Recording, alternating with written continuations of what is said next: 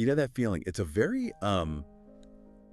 specific sinking feeling that I think every single person listening to this has experienced. Probably today. Probably in the last 24 hours, yeah. Yeah. You sit down at your desk, you've got the books out. Let's say it's Indian polity or maybe a dense history text for the Gpsc. Mm. The intentions are pure. You are going to crush this study session. You've got the highlighter uncapped, the water bottle is full. Exactly. The stage is set.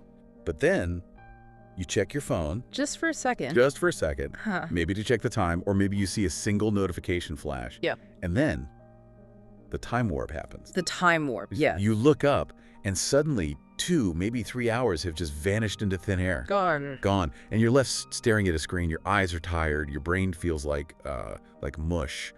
And you realize you haven't actually studied a single page. And the worst part is you often don't even remember what you just saw. Not at all. I don't remember what you were looking at for those 3 hours. It's a complete blank. It is a universal experience for the modern student. But here's the thing. Usually when that happens, the immediate reaction is self-blame. Oh, 100%. You tell yourself, I'm lazy, or Right. I have no discipline, or, I don't want this bad enough. You start questioning your character. Right. It feels like a moral failure. Like, if I were just a better person, a more serious person, I wouldn't be scrolling through Instagram reels when I should be learning about the Constitution. But according to the research we're diving into today, specifically a protocol titled Cognitive Sovereignty, that self-blame is actually misplaced. Yeah. In fact, blaming yourself might be part of the trap. You aren't facing a phone problem, and you certainly aren't facing a laziness problem. Okay, so if it's not me being lazy, and it's not just me being bad at studying, what is it? You are facing a dopamine architecture problem. Dopamine architecture. Okay, that sounds significantly more technical and honestly a bit more sinister than just being easily distracted. It is sinister. And the source material we have today is fascinating because it stops treating distraction like a personal flaw and starts treating it like a structural engineering issue. An engineering issue. Yes. It argues that a smartphone is, in theory, a neutral device. But the software on it, the platforms, they are designed by some of the smartest engineers in Silicon Valley to hijack your behavioral loops. So we're talking about being outmatched by the machine. Like our biology is up against their algorithms. In a way, yes. Think about the requirements of a high-level exam like the Gpsc or Upsc. These exams require what we call deep work cycles. Right. We are talking about sustaining focus for 60 to 120 minutes at a time to understand complex history, geography, or economics. Yeah, you can't just skim read the Constitution of India. Yeah, you have to inhabit it. You have to really get in there. You can't learn about the intricacies of the monsoon system in like 5-minute bursts. It doesn't work. Precisely. But social media, what does it do? It fragments your attention into 10 to 30-second bursts. Tiny little pieces. So you have these two systems, the deep work system required for your exam and the fragmented system required by the apps. And they are, well, they're neurologically incompatible. The source calls this structural sabotage of cognition. Structural sabotage. Wow.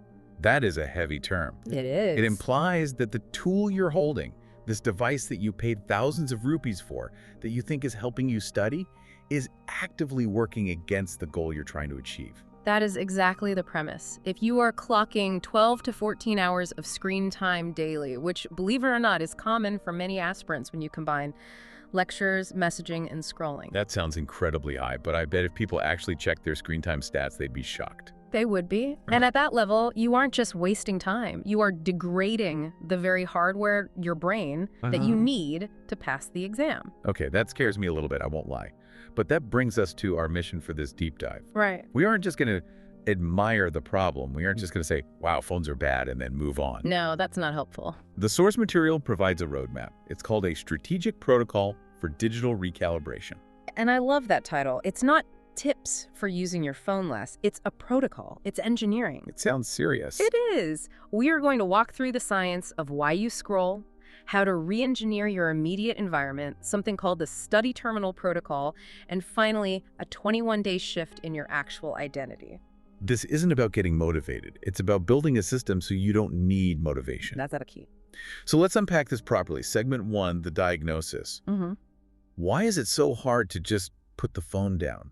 Why does it feel physically impossible sometimes? I mean, I consider myself a disciplined guy, but sometimes my hand just moves towards the phone before my brain even says go. To understand that, we have to look at the mechanism. The source compares social media platforms to casinos, specifically to slot machines. The slot machine mechanism. I've heard this comparison before, and I always thought it was, a bit of a metaphor. But you're saying it's literal. It is literal in terms of the neurological trigger. It's called a variable reward schedule. Go. Think about a slot machine. You pull the lever. Do you win every time? No, of course not. If you won every time, it would actually get boring pretty fast. And if you lost every time, you'd quit. The key is that you might win. You don't know what's coming next. Right. It's the surprise. It's the maybe. That's what keeps you pulling the lever. Exactly. Now, think about your phone. Specifically, that pull to refresh mechanism on Instagram, Twitter, or even your email. You drag your finger down, you see that little spinning wheel. The little wheel of suspense. That wheel is the lever. And for that split second, your brain is asking, what am I going to get? Is it a funny video? Is it a shocking news update about the exam date? Is it like on my photo, a message from a crush? Or is it nothing? You just don't know. And that unpredictability is what spikes dopamine. And I think a lot of people misunderstand dopamine. We think of it as the pleasure chemical. Like, I get a hit of dopamine, so I feel happy. But that's not right, is it? That is the biggest misconception, and it's so important to get this right. Dopamine is not pleasure. Dopamine is anticipation. The anticipation. It is the craving molecule. It's the brain saying, do that again, something might happen. It pushes you to seek. It doesn't guarantee you'll enjoy what you find. Wow. That's why you can scroll for 2 hours, feel absolutely miserable and bored the whole time, but still not be able to stop. You're chasing the anticipation, not the result. Precisely. Yeah. You are hunting for a win that never really comes. That explains so much. And this is where the conflict with studying comes in, right? Because a textbook is the absolute opposite of a slot machine. It's the polar opposite. A textbook is static. It is consistent. The information on page 42 is going to be the same today as it was yesterday. There is no variable reward. No surprise. No surprise. And this leads to what the source calls the boring lecture phenomenon. Aspirants often complain, I used to be able to read for hours, but now I can't get through 5 pages without feeling restless. I hear this all the time. All the time. People think they've lost their intelligence or their attention span has naturally shrunk with age. It hasn't shrunk naturally. It has been trained down. The source explains this is due to a drop in baseline dopamine sensitivity. Baseline dopamine sensitivity. Okay, can we get an analogy for that? Break that down. Okay, sure. Imagine you are at a heavy metal rock concert for 3 hours. The music is deafening. Okay. Then you immediately walk into a quiet library and someone whispers to you. Can you hear them? No, my ears would be ringing. It'd be impossible. Exactly. Your ears have down-regulated their sensitivity to protect you from the noise. Social media is the rock concert.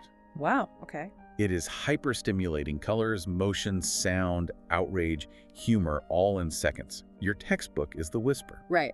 It's not that the book is boring in an absolute sense. It's that your brain sensitivity is set to rock concert mode, and it literally cannot register the low-level stimulation of the text. That makes so much sense. So it's not that the material got harder, it's that our reception to it got numb. Our brains are just fried. Yes. And that is why the source emphasizes that this detox isn't about moral discipline. You can't just will your neurochemistry to change. You can't just tell yourself to focus harder. No, you can't just command your ears to stop ringing after the concert. You have to leave the concert. You have to wait. It is about neurochemical recalibration. We have to lower that threshold back down so that a book becomes stimulating again. Okay, I'm sold on the problem. I don't want a brain that needs fireworks to function. Yeah. I want to be able to do the deep work. Case. So, how do we fix it? The source lays out phase 1, environmental reengineering. This sounds like we're engaging in construction work. In a way, we are. We are constructing barriers. The core concept here is stimulus control. Stimulus control. The idea is that you do not fight temptation. You redesign the environment so the temptation is simply removed. You don't rely on willpower to say no to the cookie. You throw the cookies out of the house. Because willpower is a finite resource, right? I've heard this before. If I spend all morning fighting the urge to check my phone, I have no energy left to actually study. Exactly. You want to save your willpower for the exam material, not for the device. So let's look at the action steps. The first one is blunt, and I know listeners are going to recoil. Action step 1, deletion.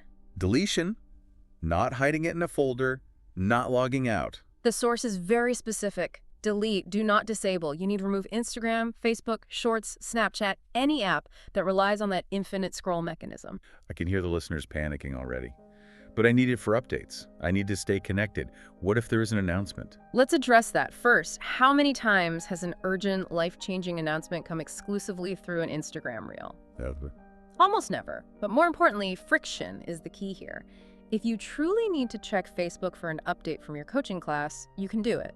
But do it on a desktop browser. Have you ever used Instagram on a desktop? Yeah, it's clunky. The interface is ugly. Nothing loads right. It's not fun. Exactly. That is the point. You want it to be not fun. When the app is on your phone, it is zero friction. One tap and you're in the dopamine loop. Right, it's too easy. When you delete the app, you introduce massive friction. To check it, you have to go to a computer, open a browser, log in, deal with the bad interface. Your brain will say, not worth it. So we are intentionally making our digital lives annoying. We are making the entertainment aspect annoying. We are optimizing for utility, not convenience. Okay, delete the apps. That's a Band-Aid rip. What's next? This is going to be tough. Action step 2 is a visual trick, but it's backed by evolutionary biology. Turn your phone to grayscale. Black and white mode. I've tried this, and it is weirdly unsettling how much it changes the experience. It feels dead. It works because we are biological creatures. Bright red, bright orange, the colors of ripe fruit.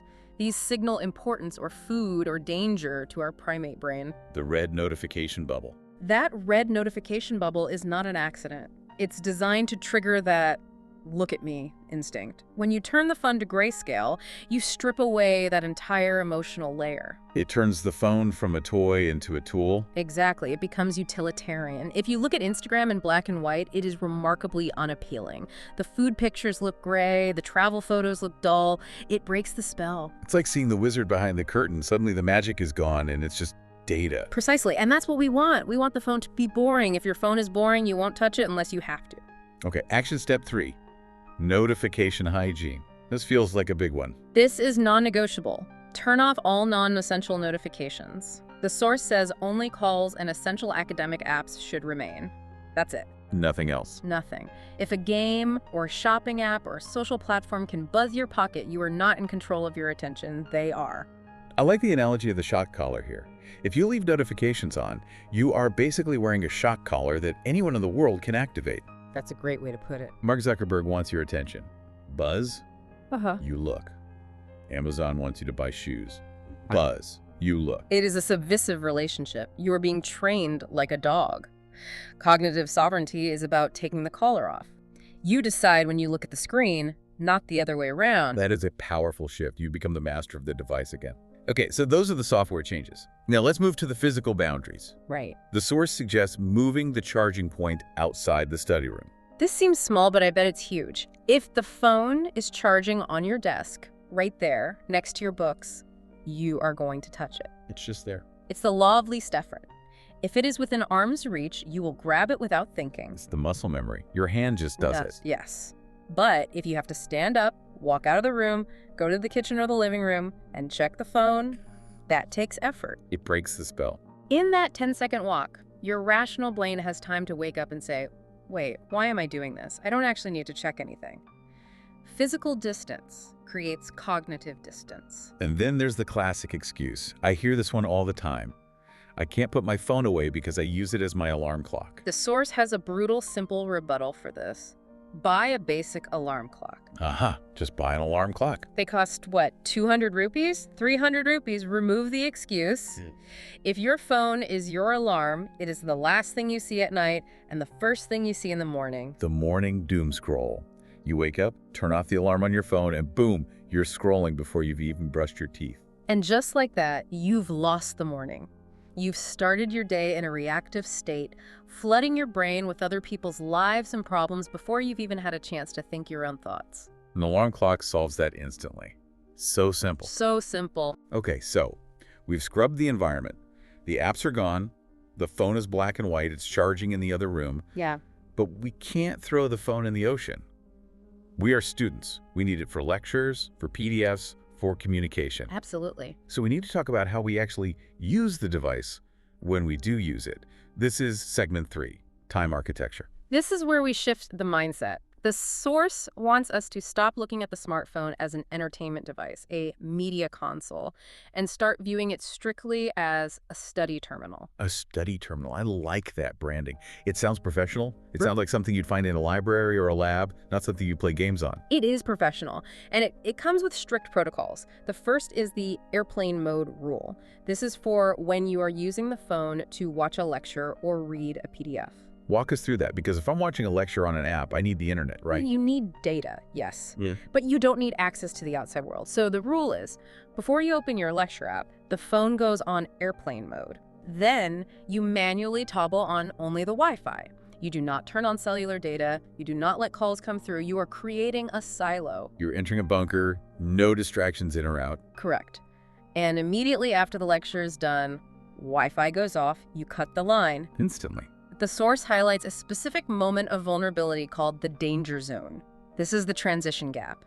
You finish a video lecture, and you have that split second where you think, okay, good job, me. Break time. Let me just minimize this app and see what's happening on WhatsApp. And that's the trap. That one check turns into 40 minutes. I've been there 1,000 times. Exactly. The rule is no transitional scrolling allowed. When the lecture ends, the device goes down, the screen goes black, end of session. That requires discipline. It's a hard rule. And to manage this rhythm, the source suggests a 50-10 deep cycle. Now, we've all heard of the Pomodoro technique, but this seems stricter about the break time. It is. You do 50 minutes of lecture or deep study. Then you take a 10-minute break. But, and this is the crucial constraint that most people miss, the 10-minute break must be without the phone. Oh, that's the hard part. Usually the break means scroll on phone. I studied hard, I deserve to check Instagram. Which is not a break. This is biologically important. When you are studying, your brain is taking in massive amounts of information. During a break, your brain needs to consolidate that information. To process it. It needs to move it from short-term to long-term memory. This happens when the brain is resting, when it's idle. If you immediately flood your brain with high-intensity scrolling during your break, you are disrupting that consolidation process. So you're basically overwriting the data you just tried to learn. You are literally sabotaging your own study session. It's cognitive sabotage. A true break allows the cognitive load to settle. The source says, walk, stretch, drink water, look at a wall. Look at a wall. Yeah, be bored. Let your eyes rest. Look at something far away to relax your optic nerves. Boredom during the break is actually productive. It's when the learning sinks in. So we're implementing these rules. Yeah? But how do we know if we're winning? We can't just go by feeling. We need data. We do. We need the audit. You cannot improve what you do not measure. Okay. The source suggests tracking your daily screen time with a ruthless metric. If your total screen time exceeds 4 hours, and this includes your video lectures, the discipline metric has failed. 4 hours total. Wait, let's do the math on that. If I have 3 hours of video lectures in a day, that leaves me only 1 hour for everything else. Everything. WhatsApp, Maps, calling my mom, Google Pay. That is the standard for a serious aspirant. You track 3 numbers every single night. Total screen time, lecture time, and wasted time. Your target is an 80% productive usage ratio. Okay, give me an example. So let's say you used the phone for 5 hours total. If 4 of those hours were lecture apps or reading PDFs. And I'm okay. 80% productive. That is acceptable. That is a tool being used as a tool. But if you used it for 5 hours and only 2 were lectures, that is a system breach. And then I have to figure out what went wrong. You have to look at that and say, okay, where did the leak happen? Did I spiral after lunch? Did I doom scroll in the bathroom for 45 minutes? You identify the leak and you plug it. I can imagine listeners nodding along, getting the system set up in their heads. Okay, I'll delete the apps, I'll buy the alarm clock.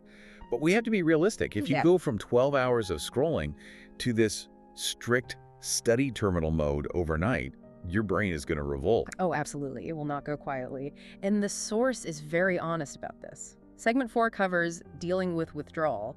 We need to expect a crash. Let's validate this feeling for people. What does that crash look like? Because I think people mistake withdrawal for depression or burnout. That's a great point. The first 72 hours are the shock phase. The source warns the listener. The first 3 to 5 days will be unpleasant. How unpleasant? You will feel bored. But it's not a calm, peaceful boredom. It's an agitated boredom. You will feel irritable. You might snap at your parents. You might feel a phantom vibration in your pocket. Oh, absolutely. You will feel a strange mental restlessness, like you don't know what to do with your hands. You'll just pace around. It's like quitting sugar or caffeine. You get the headaches, you get the shakes. Yeah. Your body is literally craving something it's not getting. Exactly. And you have to reframe it. This is so important. Do not interpret this discomfort as failure. Do not say, oh, studying makes me miserable. No. What should you say? Interpret it as neural recalibration. It is evidence of dependence leaving the body. It's like a fever breaking. It feels bad, but it means you're healing. The pain is the progress. So when that craving hits, when you just desperately want to unlock the phone and see a colorful icon, Yeah. what do? The source gives us a technique called urge surfing.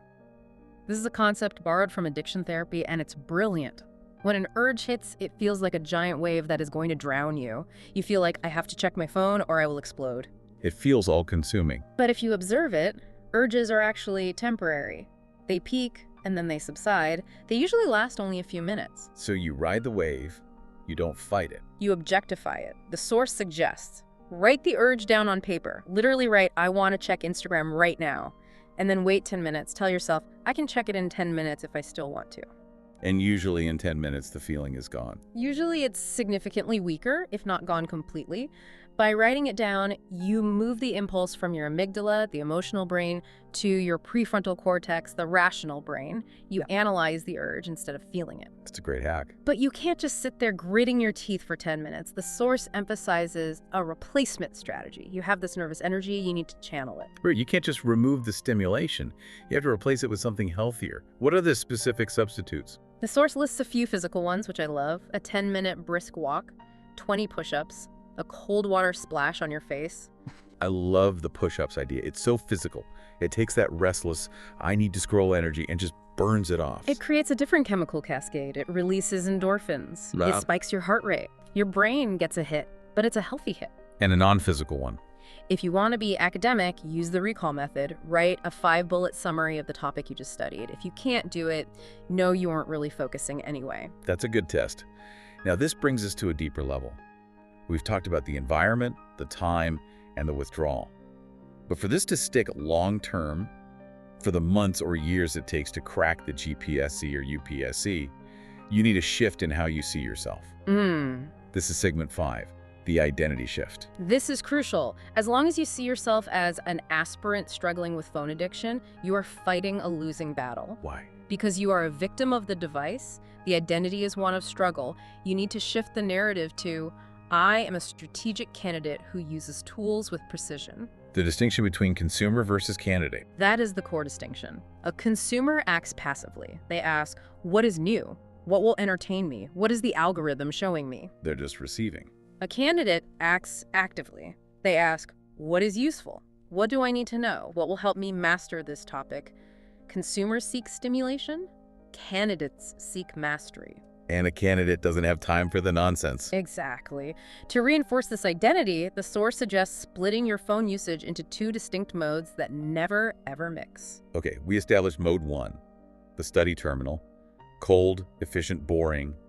What is mode 2? Mode 2 is the communication window. Because we are humans, we have families, we have friends, we can't be monks. Right. But the source says this window must be strictly defined, usually 30 minutes in the evening. And this is the only time you get to be social. On your phone, at least. Strictly. This is for necessary messages, checking in with family, maybe replying to a friend. You set a timer. When the alarm rings, you close it. No exceptions. And you never mix the two. You don't check WhatsApp while the PDF is open. You don't have a quick chat in the middle of a geography session. It's compartmentalization. And to lock this in, there are 3 non-negotiable boundaries. These are places where the phone is strictly forbidden. Yes. Number 1, no phone in bed. We discussed the alarm clock, but this also means no reading news before sleep, no scrolling. The blue light and the agitation destroy your sleep quality, which destroys your memory retention. Okay, that's a big one. Number 2. No phone in the toilet? The toilet one always makes people laugh, but it's actually a huge time sink. It's a productivity black hole. It is a black hole. How many times have you gone in for what should be 5 minutes and you come out 30 minutes later because you got stuck watching shorts? Guilty. It's a hygiene issue for your brain. Keep the bathroom for bathroom things. And number 3. No phone during meals. This one is hard for people who live alone. I get that. They want to watch a video while they eat. I know. But eating is a time for rest. It is a time for your parasympathetic nervous system, their rest and digest system, to work. If you are watching a high-stress news debate or a fast-paced video while eating, you're keeping your body in stress mode. You're not resting. You're not digesting properly. And these 3 boundaries alone, bed, toilet, meals, the source claims they can reduce your usage by 2 to 3 hours daily without even trying hard. That is massive. 2 to 3 hours just by respecting those physical boundaries. You haven't even touched the apps yet. It is the lowest hanging fruit. So, we have the how. Now, let's hammer home the why.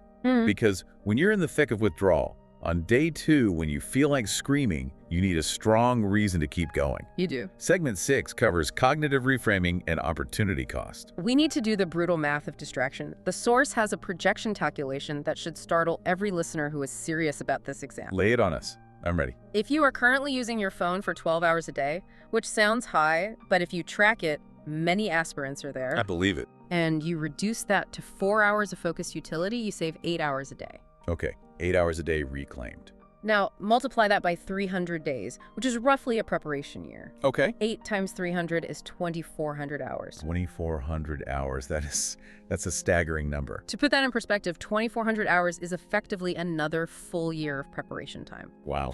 Think about what you could learn in 2,400 hours. You could read every insert 5 times. You could write hundreds of practice essays. That is the opportunity cost. When you scroll, you aren't just losing minutes, you are throwing away an entire year of study potential. That is terrifying. If someone told you, I can give you a bonus year of prep time before the exam, you'd pay a fortune for that. But we are voluntarily giving it away to Mark Zuckerberg for free. Exactly. We are working for the social media companies, unpaid, with our attention. And then there is the probability of success. The expert in the source material asks a daily cognitive reframing question. What's the question? If I continue 14-hour phone use for 2 years, what is the statistical probability of cracking Gpsc or Upsc? I'm guessing it's not good. It is near 0. 0. These exams do not test your ability to memorize memes. They do not test your ability to argue in comment sections. They test depth, synthesis, patience, and endurance. The phone actively degrades all 4 of those qualities. You cannot develop a deep mind with a shallow habit. Beautifully put. You just can't. And we have to remember the competition. This isn't happening in a vacuum. No. You are not competing against the average user. You are competing against the top 1%. You are competing against disciplined minds who guard their attention like it is capital. In this new economy, attention is your primary asset. It's not time and it's not money. It's your ability to focus. If you are squandering that asset, you are bankrupting your chances of success. So that really puts it in perspective. You are in an attention war, whether you like it or not. You are. And right now, for most people, the apps are winning. Well, not anymore. Not after this deep dive, hopefully. Let's wrap this up with the outro and the execution plan. The source calls for a 21-day commitment. The 21-day cognitive recalibration cycle. Why 21 days? Because that is roughly the time it takes for dopamine receptors to begin to upregulate, to become sensitive again. So there's a light at the end of the tunnel. This awful feeling of withdrawal doesn't last forever. No, it doesn't. At day 21, the source promises that baseline dopamine stabilizes. Lectures will start to feel engaging again. Books will stop feeling so heavy. The fog lifts. You'll be able to sit in a chair for 2 hours and just read, and it will feel good again. It will feel productive and satisfying, yes. Okay, so for the listener holding their phone right now listening to us, what do they do tonight? Tonight is the immediate structural cut. Step 1, delete the short-form apps. Do it now while you're listening. Don't think about it. Just hold the icon, press delete. With the Band-Aid. Step 2, go grayscale. Go to your settings, accessibility, display, color filters. Turn it on. It takes 10 seconds. Okay. Step 3, write the commitment line on a piece of paper. My phone is a study instrument, not an entertainment device. Tape it to your wall above your desk. To make it visible. And the alarm clock. Put the alarm, or your phone, if you haven't bought a clock yet, outside the room. Do not sleep with it. Break that physical bond tonight. And tomorrow morning. The morning rule, no phone for the first hour after waking. You have to train boredom tolerance. What do you do instead? Sit with your tea, look out the window, meditate, exercise. Just be. Win the morning and you win the day. It sounds simple, but I know it's going to be a battle for a lot of people. There will be. Yeah. But as the source says in its closing thought, and I love this, You do not need inspiration. You need protocol. Say that again. You do not need inspiration. You need protocol. Motivation is a feeling. It comes and goes. Protocol is a system. It works whether you feel like it or not. Yeah. From here on out, operate on accountability, not intention. That's powerful. Stop waiting to feel like studying and just build the system that makes studying inevitable. Exactly. Be the candidate, not the consumer. Be the candidate. All right, that is our deep dive on cognitive sovereignty and reclaiming your brain for your exams. It's time to stage a coup against your own phone. I like it. Good luck with the delete button, everyone. We'll see you in the next deep dive. Stay focused. GPSC જેવી પરીક્ષાની તૈયારી એટલે જાણે એક તપસ્યા. દિવસના 10, 12, ક્યારેક તો 14 કલાકનું વાંચન. પણ આ તપસ્યામાં એક મોટું વિઘ્ન આવી ગયું છે, જે આપણા બધાના હાથમાં છે, સ્માર્ટફોન. આજે આપણે એ જ વિષય પર ઊંડાણપૂર્વક વાત કરવાના છીએ. આપણી પાસે જે સ્ત્રોત છે એ બહુ રસપ્રદ વાત કહે છે. એ કહે છે કે સમસ્યા ફોનની છે જ નહીં. સમસ્યા છે આપણા મગજમાં રહેલા એક કેમિકલ, ડોપામાઇનના માળખાની. તો શું છે આ ડોપામાઇનની રમત? અને જીપીએસસી ઉમેદવાર આ ચક્રવ્યૂહમાંથી બહાર કેવી રીતે નીકળી શકે? ચાલો આને જરા ખોલીને સમજીએ. તમે બિલકુલ સાચી જગ્યાએથી શરૂઆત કરી. મોટાભાગના ઉમેદવારોને શું લાગે છે કે તેમનામાં ઈચ્છાશક્તિની કમી છે, પણ વાસ્તવિકતા એ નથી. અહીં એક ન્યુરોલોજિકલ અસંગતતા છે, મતલબ મગજની બે અલગ સિસ્ટમ વચ્ચેનો ટકરાવ. બે અલગ સિસ્ટમ? એ કેવી રીતે? જુઓ, જીપીએસસી જેવી પરીક્ષા પાસ કરવા માટે તમારે 60થી 120 મિનિટ સુધી એકદમ ઊંડાણપૂર્વક એકાગ્રતાથી વાંચવું પડે. હા, બરાબર. Deep work. દર 10-30 સેકન્ડે કંઈક નવું, ચમકદાર આપવા માટે ટ્રેન કરે છે. આ બંને તો એકબીજાના દુશ્મન જેવું છે. એટલે તમે એમ કહો છો કે આપણું મગજ એક જ સમયે બે અલગ અલગ દિશામાં ખેંચાઈ રહ્યું છે. બિલકુલ. એક બાજુ લાંબી રેસનો ઘોડો બનવાનું છે અને બીજી બાજુ 100 મીટરની સ્પ્રિન્ટ લગાવવાની ટ્રેનિંગ ચાલી રહી છે. આ તો કેવી રીતે શક્ય બને? આ ડોપામાઇન આમાં શું ભાગ ભજવે છે? જરા સરળ ભાષામાં સમજાવશો? ચોક્કસ. જુઓ, ડોપામાઇનને લોકો ખુશીનું કેમિકલ કહે છે, પણ એ તેની સાચી ઓળખ નથી. અચ્છા. ડોપામાઇન એ અપેક્ષાનું કેમિકલ છે, કશુંક મળવાની આશા. અને સોશિયલ મીડિયા આનો ભરપૂર ફાયદો ઉઠાવે છે. એ કેસિનોના સ્લોટ મશીન જેવી વેરિયેબલ રિવોર્ડ સિસ્ટમ પર કામ કરે છે. વેરિયેબલ રિવોર્ડ એટલે તમે જ્યારે સ્ક્રોલ કરો છો ત્યારે તમને ખબર નથી હોતી કે આગળ કોઈ ફની વિડીયો આવશે, કોઈ મિત્રનો ફોટો આવશે કે પછી કંઈ નહીં. આ અનિશ્ચિતતા જ ડોપામાઇનનો જોરદાર સ્પાઇક લાવે છે. દરેક સ્ક્રોલ એક જુગાર છે. ઓહ, હવે સમજાયું. એટલે જ આપણે એક રીલ જોયા પછી બીજી જોવાથી પોતાને રોકી નથી શકતા, કારણ કે મગજને સતત એ અપેક્ષા રહે છે કે કદાચ આગળ કંઈક વધારે સારું આવશે. પણ આની લાંબા ગાળે શું અસર થાય છે? એની સૌથી ખતરનાક અસર એ છે કે આપણી જે બેઝલાઇન ડોપામાઇન સંવેદનશીલતા છે એ ઘટી જાય છે. મગજને પછી સામાન્ય વસ્તુઓમાંથી આનંદ મળતો બંધ થઈ જાય છે. એને સતત ઉચ્ચ ડોપામાઇનવાળા ઝટકા જ જોઈતા હોય છે. આ જ કારણ છે કે ઇતિહાસનું પુસ્તક કે અર્થશાસ્ત્રનો લાંબો લેક્ચર અચાનક કંટાળાજનક લાગવા માંડે છે. કારણ કે પુસ્તક તમને દર 30 સેકન્ડે કોઈ નવો ઝટકો નથી આપતું. બરાબર. એટલે તમે એમ કહો છો કે આ કોઈ વિલ પાવર કે શિસ્તની રમત નથી. આ તો આપણા મગજના કેમિકલને ફરીથી સેટ કરવાની વાત છે. આ તો આખો દૃષ્ટિકોણ જ બદલી નાખે છે. બિલકુલ. એટલે જ આપણે આને ડિજિટલ ડિટોક્સ કહીએ છીએ. આ કોઈ નૈતિક શિસ્તની વાત નથી. આ એક ન્યુરોકેમિકલ રીકેલિબ્રેશન છે. જેવી રીતે કોઈ વ્યસનીને વ્યસન મુક્તિ કેન્દ્રમાં લઈ જવામાં આવે છે, એવી જ આ એક વૈજ્ઞાનિક પ્રક્રિયા છે. આ સાંભળીને કોઈ ઉમેદવાર ગભરાઈ શકે છે. તો શરૂઆત ક્યાંથી કરવી?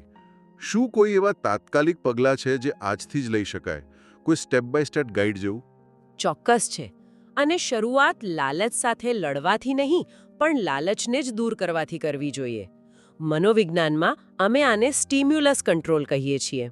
Stimulus control? હા, જેનો અર્થ છે તમારા અભ્યાસના વાતાવરણમાંથી એ બધી વસ્તુઓ જ હટાવી દો જે તમારું ધ્યાન ભટકાવે છે. આ માટે એક વ્યવહારુ પ્લાન છે. વાહ, આ સાંભળવું ગમ્યું. લાલચ સામે લડો નહીં, લાલચને જ હટાવી દો. તો આ પ્રોટોકોલનો પહેલો તબક્કો શું છે? સૌથી પહેલું પગલું છે પર્યાવરણીય પુનર્રચના, મતલબ કે તમારા ફોનના વાતાવરણને બદલી નાખો. અને આજથી જ 7 દિવસ માટે કરવાનું છે. સૌથી પહેલાં તો જે એપ્સ તમારો સમય ખાય છે, ઇન્સ્ટાગ્રામ, ફેસબુક, યુટ્યુબ શોર્ટ્સ, એને ફોનમાંથી કાઢી નાખો. માત્ર ડિસેબલ નહીં, ડિલીટ જ કરી દો. ડિલીટ જ? આ તો બહુ મોટું પગલું છે. પણ ઠીક છે, અને એના પછી? મેં સાંભળ્યું છે કે ફોનની સ્ક્રીન બ્લેક એન્ડ વ્હાઇટ કરવાથી પણ બહુ ફરક પડે છે. હા, એ ખૂબ જ અસરકારક છે. જેને ગ્રેસ્કેલ મોડ કહેવાય છે.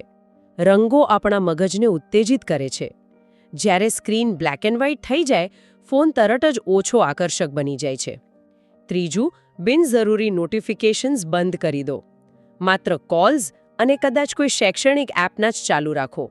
અને ચોક્કસપણે ફોનને પથારીથી દૂર રાખવો. પણ સવારે એલાર્મ માટે શું કરવું? એના માટે જ ચોથું અને પાંચમું પગલું છે. ફોનનો ચાર્જિંગ પોઈન્ટ તમારા સ્ટડી રૂમ કે બેડરૂમની બહાર રાખો. અને બીજું, 200-300 રૂપિયાની એક સાદી એલાર્મ ઘડિયાળ ખરીદી લો. આ નાનકડું રોકાણ તમને કલાકો પાછા અપાવશે. એટલે ફોનનો એલાર્મ તરીકે ઉપયોગ કરવાનું બહાનું જ ખતમ? બિલકુલ. ઓકે, તો આપણે પર્યાવરણને તો સુધારી લીધું. પણ હવે જ્યારે ખરેખર લેક્ચર જોવા માટે ફોનનો ઉપયોગ કરવાનો હોય, ત્યારે શું ધ્યાન રાખવાનું? ત્યારે કેવી રીતે બચવું? બહુ સારો પ્રશ્ન. અહીં બીજો તબક્કો આવે છે, સમયનું માળખું. આનો હેતુ સ્માર્ટફોનને મનોરંજનના સાધનમાંથી એક સ્ટડી ટર્મિનલ બનાવવાનો છે.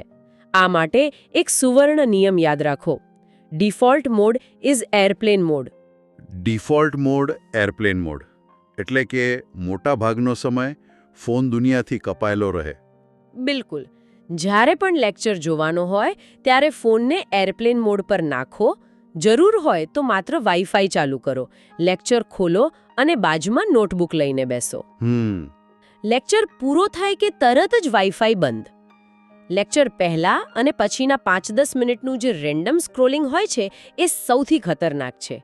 એના પર સખત પ્રતિબંધ. અને અભ્યાસ દરમિયાન બ્રેક લેવાનું શું? એમાં પણ ફોન નહીં? બિલકુલ નહીં. 50-10 સાયકલ અપનાવો. 50 મિનિટ ઊંડાણપૂર્વક અભ્યાસ અને પછી 10 મિનિટનો બ્રેક, પણ ફોન વગર. આ બ્રેકમાં ઊભા થાઓ, ચાલો, પાણી પીઓ, આંખોને આરામ આપો. અને સૌથી અગત્યનું, દરરોજ રાત્રે તમારો સ્ક્રીન ટાઈમ ચેક કરો. જો લેક્ચર સહિત કુલ સમય 4 કલાકથી વધી જાય તો સમજો કે ક્યાંક ભૂલ થઈ રહી છે. આ બધું 1-2 દિવસ માટે તો ઠીક છે, પણ અંદરથી જે ફોન ચેક કરવાની તીવ્ર ઈચ્છા થાય છે, જે તલપ લાગે છે, એનું શું કરવું? એ આદત કેવી રીતે તોડવી? એના માટે જ ત્રીજો અને સૌથી મહત્વપૂર્ણ તબક્કો છે, ડોપામાઇન રીસેટ. આ 14થી 21 દિવસનો તબક્કો છે. આ દિવસોમાં કોઈ રીલ્સ નહીં, કોઈ શોર્ટ ફોર્મ કન્ટેન્ટ નહીં, કોઈ રેન્ડમ યુટ્યુબ બ્રાઉઝિંગ નહીં. માત્ર લાંબા અને હેતુપૂર્ણ કન્ટેન્ટ. પણ આ સમયગાળામાં તો બહુ બેચેની થશે નહીં? થશે જ, અને એના માટે તૈયાર રહેવું પડશે. પહેલા 3-4 દિવસ માથું દુખશે, ચીડિયાપણું આવશે, કંટાળો આવશે. પણ આ ઉપાડના લક્ષણો એ નિષ્ફળતાની નિશાની નથી. તો પછી શું છે? એ વાતનો પુરાવો છે કે તમારું મગજ ફરીથી સંતુલિત થઈ રહ્યું છે, રીકેલિબ્રેટ થઈ રહ્યું છે. 14 દિવસ પછી તમે જોશો કે તમારી યાદશક્તિ, વાંચવાની ક્ષમતા અને વિચારવાની ઊંડાઈમાં જબરદસ્ત સુધારો આવ્યો છે. ઠીક છે, આપણે એપ્સ ડિલીટ કરી, ફોન વાપરવાનો સમય નક્કી કર્યો, પણ ઘણીવાર એવું નથી લાગતું કે આ બધું કર્યા પછી પણ આપણું મન અંદરથી તો ફોન જ માગે છે, જાણે આપણી ઓળખનો જ એક ભાગ બની ગયો હોય? તમે એકદમ મૂળ વાત પકડી. આ ચોથો તબક્કો છે, ઓળખનું પરિવર્તન. જ્યાં સુધી તમે તમારી જાતને એક એવો Gpsc ઉમેદવાર જે ફોન કંટ્રોલ સાથે સંઘર્ષ કરી રહ્યો છે તરીકે જોશો, ત્યાં સુધી સંઘર્ષ ચાલુ જ રહેશે. તમારે તમારી ઓળખ બદલવી પડશે. નવી ઓળખ હોવી જોઈએ. એક વ્યૂહાત્મક ઉમેદવાર જે પોતાના સાધનોનો ચોકસાઈપૂર્વક ઉપયોગ કરે છે. આ તો બહુ ઊંડી વાત છે. પણ આ ઓળખને મજબૂત કેવી રીતે કરવી? પોતાની જાતને એક કડવો પણ સત્ય પ્રશ્ન પૂછીને એક કાગળ પર લખો, જો હું આવતા 2 વર્ષ સુધી દિવસના 12-14 કલાક આ જ રીતે ફોનનો ઉપયોગ કરતો રહીશ તો જીપીએસસી પાસ થવાની મારી આંકડાકીય સંભાવના કેટલી છે? આનો જવાબ તો લગભગ 0 જ આવે. બરાબર. આ સત્યનો સામનો કરવો જરૂરી છે. ઉમેદવારે સમજવું પડશે કે તેમની સૌથી મોટી સંપત્તિ સમય કે પૈસા નથી, તેમનું ધ્યાન છે. એક વિચલિત 12 કલાકનો દિવસ માંડ 4 કલાકનું પરિણામ આપે છે, જ્યારે એક કેન્દ્રિત 7 કલાકનો દિવસ 10 કલાક જેટલું અસરકારક કામ આપી શકે છે. સાચી વાત. હવે જે 10 મિનિટના બ્રેકની વાત આપણે કરી, એમાં સ્ક્રોલિંગને બદલે શું કરી શકાય? કોઈ વિકલ્પ તો જોઈશે ને? જરૂર. આ 5મો તબક્કો છે રિપ્લેસમેન્ટ સ્ટ્રેટેજી. ખાલી જગ્યા છોડશો તો જૂની આદત પાછી આવી જશે. એ 10 મિનિટમાં તમે ઝડપી ચાલી શકો છો, થોડી સ્ટ્રેચિંગ એક્સરસાઇઝ કરી શકો છો, 5-10 મિનિટ આંખો બંધ કરીને બેસી શકો છો. અથવા જે વાંચ્યું છે તેની મનમાં ને મનમાં સમરી બનાવી શકાય. બિલકુલ. આ બધી પ્રવૃત્તિઓ મગજને રિફ્રેશ કરશે, ડ્રેઇન નહીં. આ 5 તબક્કા તો સ્પષ્ટ થયા. શું કોઈ એવા નિયમો છે જે ક્યારે તોડવા જ ન જોઈએ? મતલબ નોન નેગોશિયેબલ રૂલ્સ? હા, 3. આ એવી સીમાઓ છે જેને પાર કરવાની જ નથી. પહેલો, પથારીમાં ફોન નહીં. ઓકે. બીજો, શૌચાલયમાં ફોન નહીં. અને ત્રીજો, જમતી વખતે ફોન નહીં. અચ્છા. તમને જાણીને નવાઈ લાગશે, પણ માત્ર આ 3 નિયમોનું પાલન કરવાથી જ દિવસના 2 થી 3 કલાક બચી શકે છે. અને આ બધી મહેનતનું પરિણામ દેખાઈ રહ્યું છે કે નહીં, એ કેવી રીતે માપવું? સાપ્તાહિક પ્રગતિ માપવી ખૂબ જરૂરી છે. એક લક્ષ્યાંક બનાવી શકાય, જેમ કે પહેલા અઠવાડિયે સ્ક્રીન ટાઈમ ઘટાડીને 8 કલાક પર લાવો. ઠીક છે. બીજા અઠવાડિયે એને 5 કલાક પર લાવો અને ત્રીજા અઠવાડિયા સુધીમાં એને 3-4 કલાક પર લાવી દો, જેમાં લેક્ચર્સનો સમય પણ સામેલ છે. આખી ચર્ચાનો સાર એ છે કે આ બધું કરવું શા માટે આટલું જરૂરી છે? જીપીએસસી તૈયારીના કયા પાસા પર આની સૌથી વધુ અસર પડે છે? સ્માર્ટફોનનો વધુ પડતો ઉપયોગ 4 મુખ્ય ક્ષમતાઓને સીધું નુકસાન પહોંચાડે છે.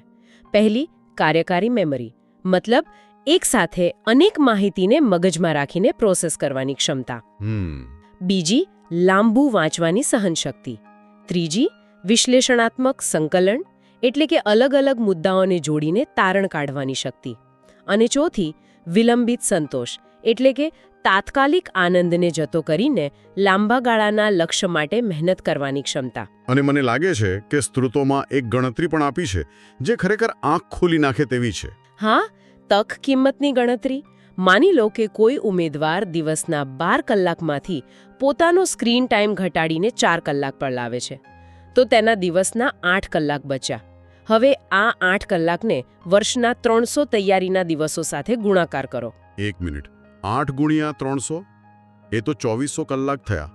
2400 કલાક? હા. એ તો તૈયારીનું એક આખું વર્ષ થયું. મતલબ કે જે ઉમેદવાર ફોન કંટ્રોલ કરી લે તે બીજાઓ કરતાં 1 વર્ષ આગળ નીકળી જાય છે. આ આંકડો તો ખરેખર ચોંકાવનારો છે. આ જ વિક્ષેપની સાચી કિંમત છે જે આપણે ચૂકવી રહ્યા છીએ. ઓકે, હું સંપૂર્ણપણે માની ગયો. જે કોઈ અત્યારે આ સાંભળી રહ્યું છે અને આજ રાતથી જ શરૂઆત કરવા માંગે છે, તેમના માટે તાત્કાલિક પહેલા 5 પગલાં કયા હોવા જોઈએ? ચાલો એક ત્વરિત કાર્યયોજના બનાવીએ. પગલું 1, આજ રાત્રે 30 મિનિટ જેવી આ ચર્ચા પૂરી થાય તરત જ બધી short form dopamine apps delete કરો, ફોનને ગ્રેસ્કેલ મોડ પર સેટ કરો, નોટિફિકેશન્સ બંધ કરો અને ચાર્જિંગ પોઈન્ટ બેડરૂમની બહાર ખસેડો. અને સૂતા પહેલા એક કાગળ પર લખો, મારો ફોન અભ્યાસનું સાધન છે, મનોરંજનનું ઉપકરણ નથી. આ વાક્ય ઓળખને મજબૂત કરશે. બીજું પગલું. પગલું 2, 72 કલાકનો શોક ફેઝ. આગામી 3 દિવસ માટે ફોનનો ઉપયોગ માત્ર વિડિયો લેક્ચર્સ અને અત્યંત જરૂરી વાતચીત માટે જ કરવો. ત્રીજું પગલું, જ્યારે ફોન ચેક કરવાની તીવ્ર ઈચ્છા થાય ત્યારે શું કરવું? પગલું 3, જ્યારે પણ એવી તીવ્ર ઈચ્છા થાય ત્યારે તરત ફોન ઉપાડવાને બદલે એ ઈચ્છાને કાગળ પર લખો અને 10 મિનિટ રાહ જુઓ. તમે જોશો કે મોટાભાગની ઈચ્છાઓ ઓગળી જાય છે. આને મનોવિજ્ઞાનમાં અર્જ સર્ફિંગ કહેવાય છે. એટલે કે ઈચ્છાની લહેર પર સવારી કરવી, એમાં ડૂબી ન જવું. બહુ સરસ વિચાર છે. પગલું 4, સ્ક્રીન ટાઈમ ઓડિટ. દરરોજ રાત્રે 3 આંકડા નોંધો: કુલ સ્ક્રીન ટાઈમ, લેક્ચર ટાઈમ અને વેડફાયેલો સમય. આપણો લક્ષ્ય 80% ઉત્પાદક વપરાશનો ગુણોત્તર હાંસિલ કરવાનો છે. અને છેલ્લું 5મું પગલું. પગલું 5, ઓળખને મજબૂત બનાવવી. પોતાની જાતને વારંવાર યાદ અપાવો, હું ગ્રાહક નથી, હું ઉમેદવાર છું. ટેક કંપનીઓ માટે તમે એક ગ્રાહક છો, પણ તમારા માટે તમે એક ઉમેદવાર છો. આ વિચાર માનસિકતામાં મોટો ફેરફાર લાવશે. અદ્ભુત. આ એક સંપૂર્ણ રોડમેપ જેવું છે. હા, અને અંતિમ સારાંશ એ છે કે આ પ્રક્રિયા પ્રેરણા વિશે નથી, પરંતુ વ્યૂહાત્મક સ્વશાસન વિશે છે. જો તમે તમારા મગજમાં શું જાય છે, એટલે કે ઇનપુટ, તેને નિયંત્રિત કરી શકો, તો જ તમે પરીક્ષામાં ઉચ્ચ ગુણવત્તાવાળા જવાબો એટલે કે આઉટપુટ આપી શકશો. અને યાદ રાખો, જો કોઈ દિવસ ભૂલ થાય તો નિરાશ ન થાઓ. તરત જ આગલા કલાકથી સિસ્ટમને રીસેટ કરો. બિલકુલ. અને અંતમાં શ્રોતાઓ માટે એક વિચાર. આ આખી પ્રક્રિયામાં તમે ફક્ત સ્ક્રીન ટાઈમ ઓછો નથી કરી રહ્યા, તમે તમારી સૌથી મૂલ્યવાન સંપત્તિ, તમારું ધ્યાન પાછું મેળવી રહ્યા છો. તો પ્રશ્ન એ છે કે આ પુનઃપ્રાપ્ત કરેલા ધ્યાન અને ઊર્જા સાથે અભ્યાસ સિવાય તમે તમારી જાતનું કયું એવું સંસ્કરણ બનાવી શકો છો જે પરીક્ષા પછી પણ હંમેશા તમારી સાથે રહેશે.